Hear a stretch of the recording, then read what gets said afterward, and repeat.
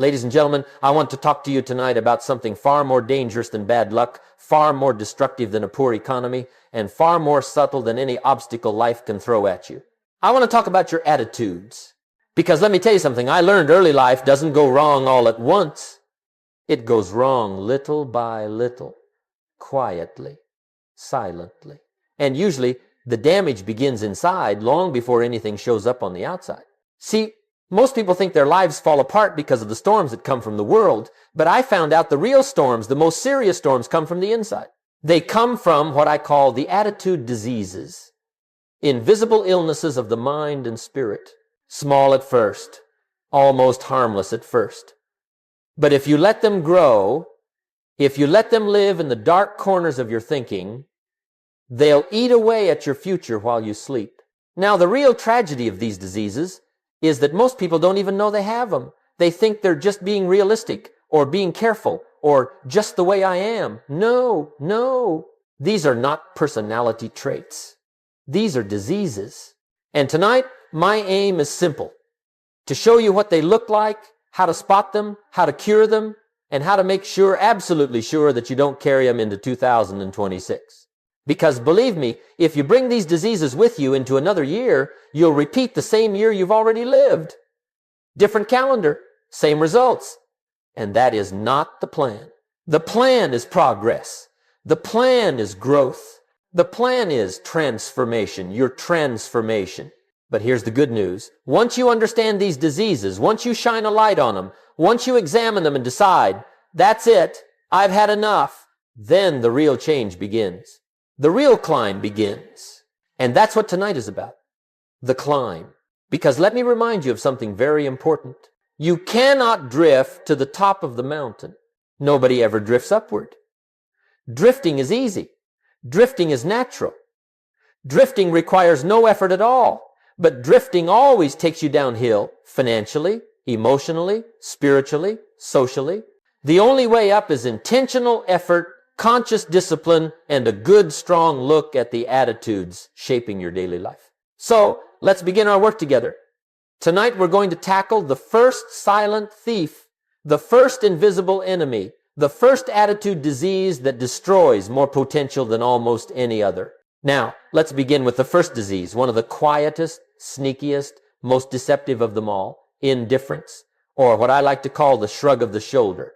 The whatever attitude, the who cares spirit.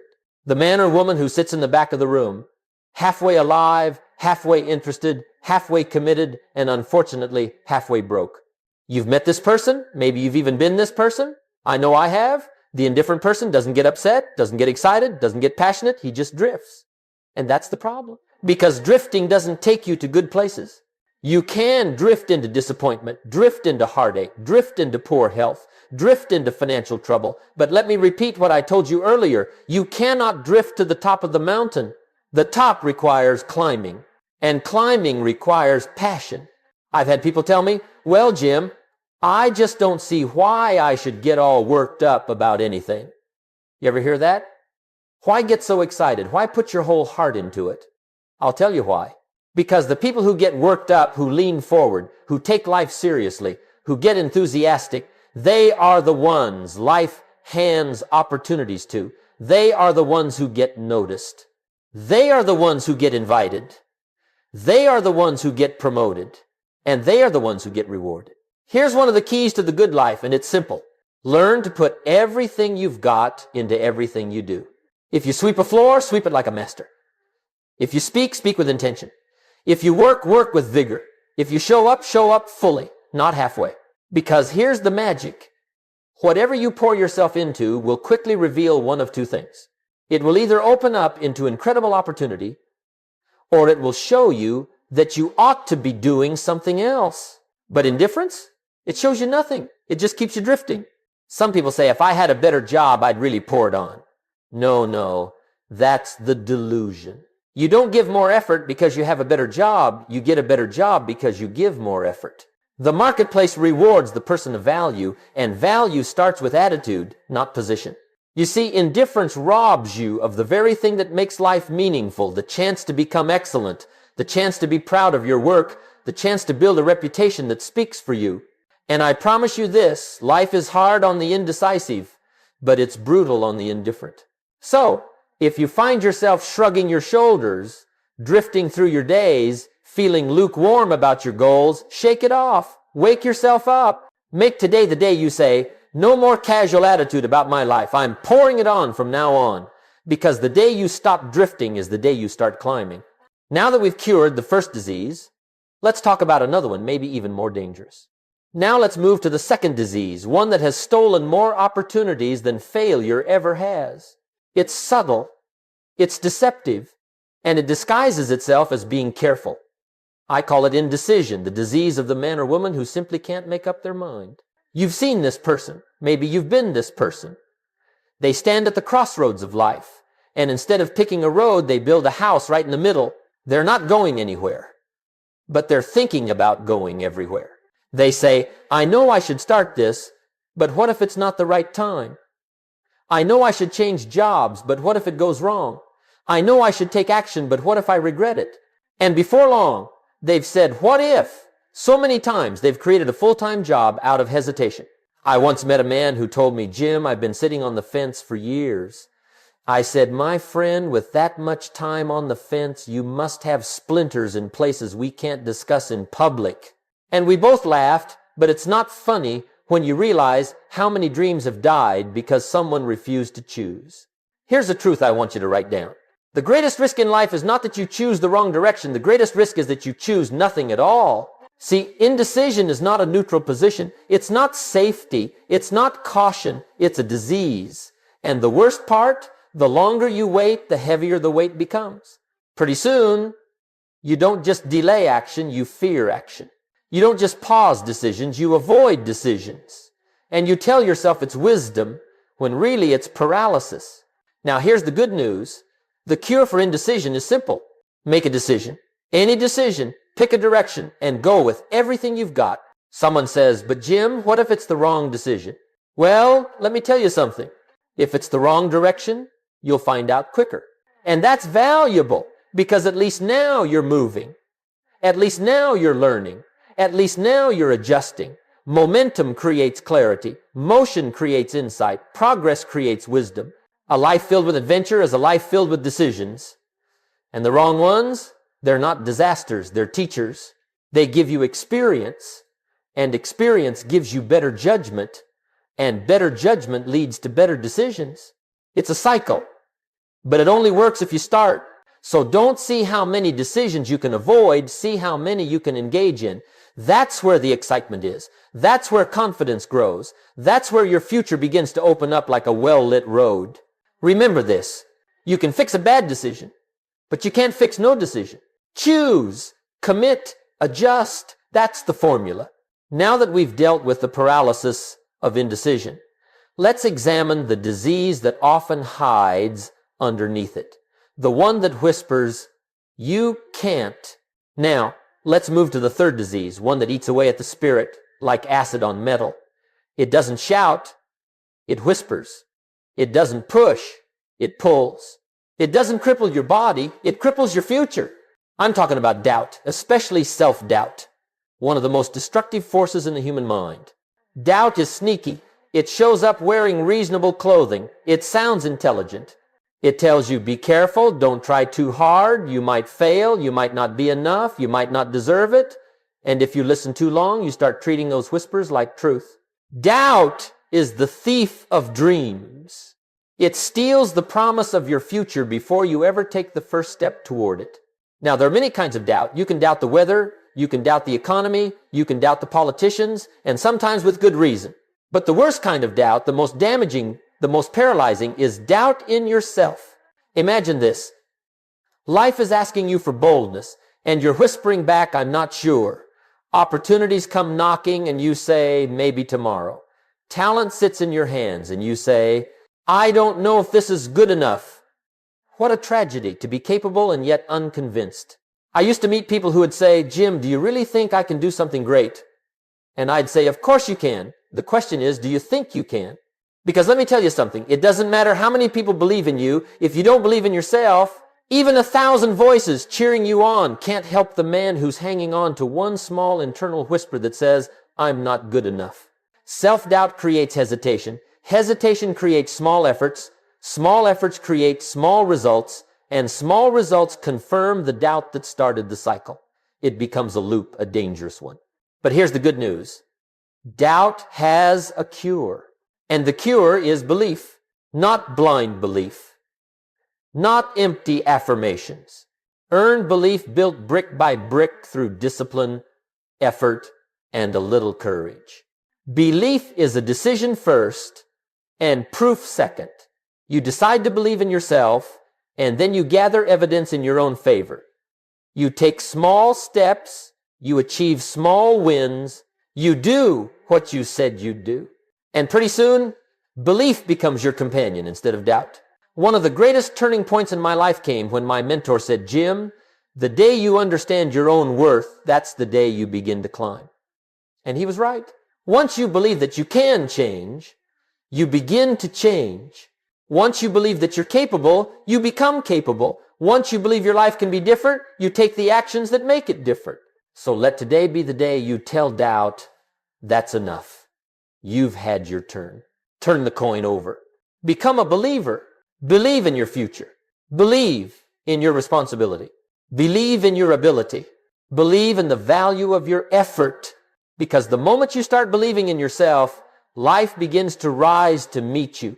Now, once doubt has done its damage, it often invites its close cousin to take over. And this next one, this one is heavy. This one can bring the strongest person to their knees. Now let's talk about the next disease, one I know very well. I didn't study this one from books. I lived it for years. And the disease is worry. Worry is a devastating habit. Not concern. Concern is healthy. Not planning. Planning is smart. I'm talking about worry, the wild mental movie of everything that could go wrong, even if none of it is likely to happen. Worry is imagination gone wrong. Let me tell you how dangerous it is. Worry will take a strong man and bend him over. It will take a confident woman and drain her courage. It will take your energy, your sleep, your focus, and offer nothing in return. I used to be what you might call a super worrier. Not a super warrior. No. A super worrier. My family wished I had been a warrior. They said, Jim, you worry enough for 10 people. And I believed them. I rehearsed disasters that never came. I played out tragedies that never happened. And the truth is, most of the things I worried about either never occurred or weren't worth worrying about in the first place. See, worry pretends to be responsible. It says if you worry, you're preparing. No. Preparation is when you take action. Worry is when you do nothing but feel exhausted afterward. Worry causes emotional damage. It causes physical damage. It causes relationship damage. It can even cause financial damage. Because when you worry too much, you hesitate. And when you hesitate too long, opportunities pass by like ships you never boarded. One day I finally said, enough is enough. I'm giving up the worry habit. And let me tell you, that was one of the toughest years of my life. Because worry fights back. It follows you around. It whispers. But what if? What if? What if? You have to break the cycle. So how do you cure worry? 1, you replace fear with preparation.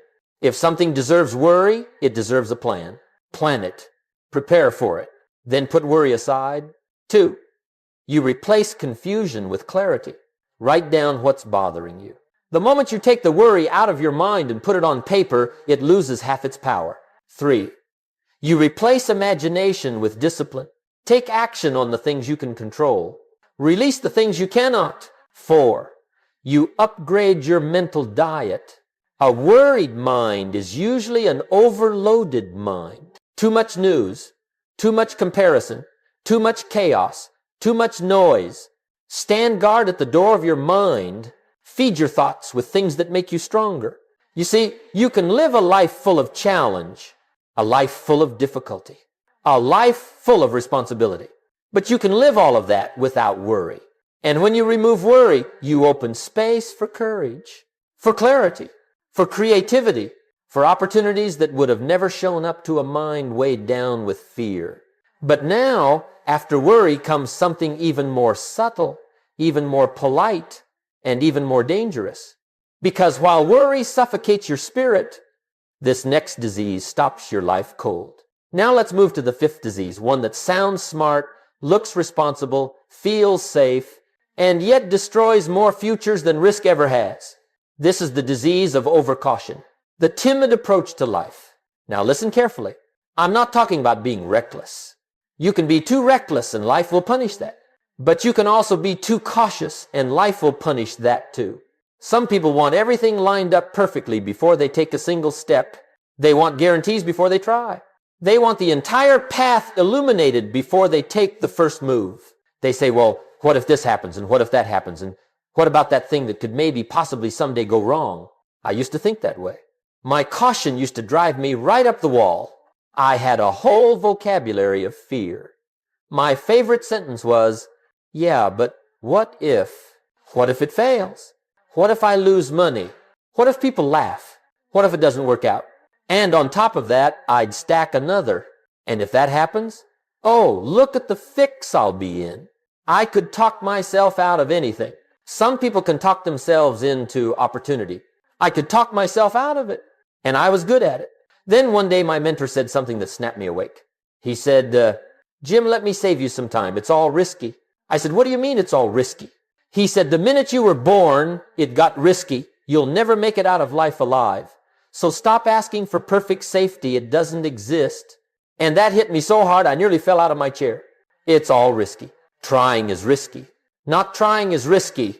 Investing is risky. Not investing is risky. Changing your life is risky. Staying the same is risky. Starting a business is risky. Working for someone else is risky. But here's the key. Some risks build your life, and some risks destroy it. Choose the ones that build. And that's what overcaution robs you of the ability to choose. Overcaution puts you in a corner, frozen in fear, waiting for perfect conditions that never arrive. Let me tell you what overcaution offers you. You say, Jim, I want safety and security. Okay, life has a version of that. We put you in a small corner. We cover you with a sheet. We bring you 3 meals a day. We protect you. We don't let anything happen to you. You might even live to be 100. And you say, well, yes, I'd live to be 100. But what a way to live. Exactly. Don't ask for security. Ask for adventure. It's better to live 30 years full of excitement than 100 years sitting safely in the corner. Better to try and fail than never try at all. Better to say I gave it everything than to say I never started. And here's the beautiful part. Once you stop letting overcaution rule your life, you don't become reckless, you become wise. You become bold. You become someone who tries, adjusts, learns, grows, and moves again. That's how you change your life. But now, if overcaution doesn't get you, this next disease almost certainly will. Because this next one isn't just a mindset. It's a lens through which some people see the entire world. Now, let's take a look at the sixth disease, one that spreads faster than a rumor, sticks longer than a bad habit, and can drain the joy out of even the best opportunities. I'm talking about pessimism, the deadly habit of always looking on the bad side, the problem side, the difficulty side. You've met these people. Put them in front of a sunset and they'll say, would have been nicer without the clouds. Show them a new opportunity and they'll tell you 10 reasons why it probably won't work. Invite them to think big and they'll say, well, let's not get carried away. Their whole life is one long, uninterrupted complaint about what's wrong, what's missing, and what might go wrong next week. And let me tell you what an ugly way to live. The pessimist doesn't search for virtue, he searches for faults. He doesn't look for possibilities, he hunts for problems. He doesn't say, here's what's right. He says, let me show you what's wrong. And when he finds what's wrong, he's delighted. That's the tragedy. He celebrates his own limitations. Let me put it in a Jim Rohn way. The pessimist looks through the window and doesn't see the sunset, he sees the smudges on the glass. Same window, same view, different eyes. Now the question is, why do two people see the same situation so differently? One sees promise, the other sees pain. One sees a challenge, the other sees defeat. One sees the path, the other sees the potholes. Here's the answer. Our lives are shaped not by how things are, but by how we think things are. Your perspective creates your reality. Now let me take you a little deeper. My mentor used to tell me, Jim, the mind is like a factory. Whatever you think about all day long pours ingredients into that factory. Those ingredients become the fabric of your life. Your emotions, your decisions, your habits, your future. If you fill your mental factory with worry, fear, gossip, bad news, complaints, criticism, guess what your life will be made of? Nothing but ashes, regret, and missed opportunities. You can't bake a cake with cement. You can't build a great life with trashy thoughts. I remember my early years. I used to start the morning by loading up on the daily newspaper. And not the good parts. No, I'd load up on wars, riots, tragedies, murders, scandals.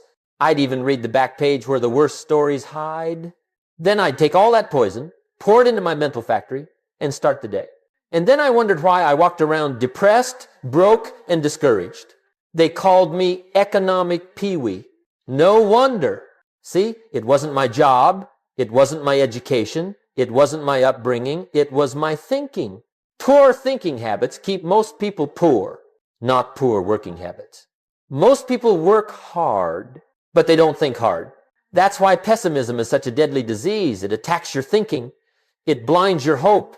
It shuts down your creativity. It destroys your initiative. And worst of all, it makes you believe that your best days are behind you. But here's the cure. Better thinking habits, better mental ingredients, better input, better perspective. Start looking for what's good. Start hunting for opportunity. Start noticing progress instead of setbacks. Start feeding your mind ideas, books, mentors, and experiences that make you stronger. Because the moment you see life differently, life becomes different. Now, we've battled 6 difficult diseases so far. But the last one, this one is the killer. This one can erase an entire future if you give it just a little room. This one doesn't just weaken your financial future, it can destroy it outright. Now we come to the final disease, and believe me, if the first 6 don't get you, this one surely will. This one is deadly. This one is subtle. This one can sneak into your life disguised as venting, expressing yourself, or just being honest. But don't let the costume fool you. The 7th disease is complaining, that slow, silent drain on your energy, your spirit, your influence, and your future. Complaining is the vocabulary of the defeated. It's the language of people who have surrendered control of their lives. It is, as I like to call it, economic cancer of the bone. Once it sets in, if you don't stop it, it will eat everything. Some people spend 5 minutes complaining and waste 5 minutes. But the real danger is this. After 5 minutes, you may have just begun a habit that will grow into a lifetime of regret. Because complaining doesn't just waste time, it reshapes your mindset. You start to see problems where there are none. You start to exaggerate obstacles. You start to believe you're powerless. And a powerless person is dangerous because they stop trying. Here's the tragedy. Complainers think they're describing life, but in reality, they're destroying life. You'll never find a complainer with a great future. You'll never find a complainer who is a leader. You'll never find a complainer who inspires others. Why? Because complaining pushes opportunity away. Leaders avoid complainers. Winners avoid complainers. Problem solvers avoid complainers. Even good ideas avoid complainers. They know they won't survive the conversation. I've watched this happen. Some people complain so much, life eventually says, well, if you don't like what you have, I'll take it away. And soon enough, they're left in a desert, choking on the dust of their own dissatisfaction. See, life responds to your attitude whether you like it or not. If you complain about everything, life will give you more to complain about. If you appreciate what you have, life will give you more to appreciate. Now, I'm not telling you this to scare you. I'm telling you because I've lived it, I've seen it, and I learned how to cure it. So here's the cure for complaining. 1. The 24-hour no complaint challenge. Go 1 full day without a single complaint, not even a tiny one. No blaming, no whining, no criticizing. You'll be amazed how often the temptation shows up to replace complaints with requests. Don't say, this is terrible. Say, here's how we can improve it. Leaders don't complain, they adjust. 3, replace blame with responsibility. If something needs fixing, fix it. If something needs improving, improve it. If something needs understanding, understand it. 4, replace negativity with gratitude. You can't complain and be grateful at the same time. The mind won't allow it. Complaining is expensive. It costs you energy. It costs you friendships. It costs you opportunities. And worst of all, it costs you your future. But responsibility, gratitude, solutions, those things build fortunes. They build character. They build destiny. So if you've been complaining, stop. Not next week. Not next month. Stop tonight. The future remembers the problem solver, not the complainer. Now that we've cured all 7 diseases, it's time for the most important part of this entire journey, the cure, the commitment, and the challenge that will transform your coming year. Now, ladies and gentlemen, we've reached the end of our journey together. We've taken a long, honest look at 7 attitude diseases, 7 silent thieves that can steal your future right out from under you if you don't catch them early. And the good news is, the moment you recognize these diseases, you can cure them. You don't need permission. You don't need a special certificate. All you need is awareness and a decision. Let's recap our lesson tonight, not to repeat it, but to seal it. Indifference cured by engagement. Indecision cured by bold choices. Doubt cured by belief and action. Worry cured by discipline and preparation. Overcaution cured by courage and risk. Pessimism cured by better thinking habits. Complaining cured by responsibility and gratitude. These 7 diseases destroy your future from the inside. And if you take them with you into 2026, then 2026 will look exactly like 2025. And 2025 looked too much like 2024. And before you know it, you've lived 1 year 10 times. But if you cure these diseases, if you take back control of your attitude, you don't just improve your year, you change your entire destiny. Your life doesn't turn around when the calendar changes. Your life turns around when you change. My mentor said, Jim, the promise of the future is always greater than the mistakes of the past. And I pass that on to you tonight. 2026 does not need to be a repeat. It can be your turning point, your rise, your renewal, your climb. But it starts with a commitment, a real one, not a wish, not a hope, not a someday. Let me give you a simple plan, one that can rebuild your mind, your attitude, your habits, and your future. For the next 7 days, focus on 1 disease per day. Study it, catch it, cure it. By the end of the week, you'll feel lighter. For the next 7 weeks, practice the opposite attitude every single day. Replace bad habits with good ones until the cures become automatic. For the next 7 months, track your climb, write your progress. Build a life worth remembering. Make 2026 the year you stand tall and say, this is where everything changed. Remember this, your future is not determined by the year. Your future is determined by your attitude right now. So take these lessons with you. Guard your mind, pour it on. Choose boldly, believe deeply, risk wisely, think positively, and never, never complain your way out of a great future. Ladies and gentlemen, thank you for listening. Now go and build a life that makes you proud.